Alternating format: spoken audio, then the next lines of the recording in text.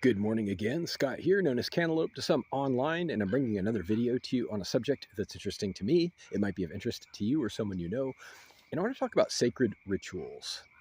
In the context of religious ceremonies and practices, customs and traditions, and this video admittedly might ruffle some feathers because I'm going to say some things that are unconventional, unorthodox perhaps.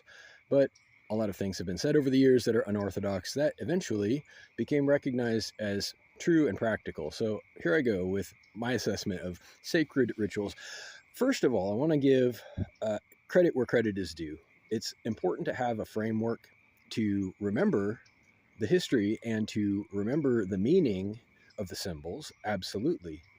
Where communities and participants are encouraged to walk through the same rigorous steps, to observe the same traditions, and to respect and honor the same values that their ancestors did, and for a very good reason, because many of them are highly esteemed and valuable, and they will save you, and they will, in a no exaggerated way, the wisdoms of the Bible, the wisdoms of Christianity in particular, I'm kind of going to focus on Christianity here, will save you in this life and the next, if you believe in all that, if you're a believer. But here's the thing. With that acknowledgement, I want to weigh in with a reality check on some of the rituals that have gotten out of hand. If you ask me, there's a little bit of leaning on this stuff for the sake of leaning on it. And that's not good, actually, because what happens is over time, the message gets distorted. Things can be injected and have been injected. And if you don't think they have, I suggest you just do a little bit of reading and research, find out how many times the rights to edit the Bible have been actually purchased by monarchs. It has happened many, many times. So editing has absolutely happened. And if you think that the interests of the authorities were not injected, please just believe that they were. There's no debate. It has happened. But the point of this video is that things get injected into ritual inappropriately sometimes, not all the time. And I want to speak specifically about communion and baptism. Baptism mainly, but both of them and all of the things like communion and baptism, which are symbolic, ritualistic, meaningful, very, very deeply spiritual and private, but are also optional. Now, here's my point.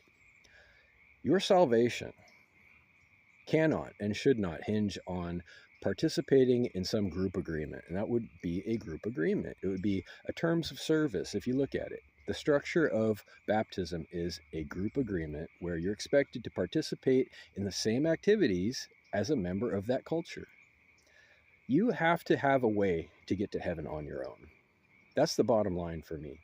I have no objection to people getting baptized. I have no objection or resistance to participating in communion or any of those sacred rituals. I think they're beautiful, and if they mean something to you, that's the best thing I can hope for.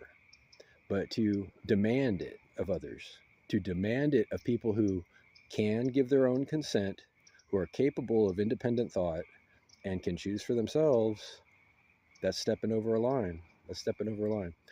And honestly, at the end of the day, I don't think it really matters that much. Prove me wrong. If you can explain to me why failing to be baptized will sacrifice anything in particular, I'm all ears. I'm waiting to hear your explanation. I have still not heard an explanation. All I hear is it's proper.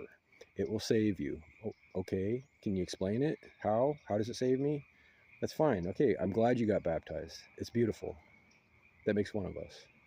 And I will see you in the next life, regardless. Either way. I have not participated in communion. I go to church frequently. Last point in this video, I abstain from communion because I like to visit a lot of different churches. And it's frankly a very familiar and intimate experience. I respect and honor the practice of communion. And it's like saying this church is my home in a way. This denomination, this branch of religion is my new home. But I'm not prepared to do that. I don't like to differentiate between spiritualities that way. I think that they're all valid in their own context. So being that intimate, being that familiar with a particular church or denomination has the effect of being exclusive. and I'm not prepared to do that. So that's my reason. If anybody wanted to know why I never participate in communion, I want to be there, but I also want to be elsewhere. I want to be everywhere. Reach out with questions or comments to whitehotrobot@gmail.com.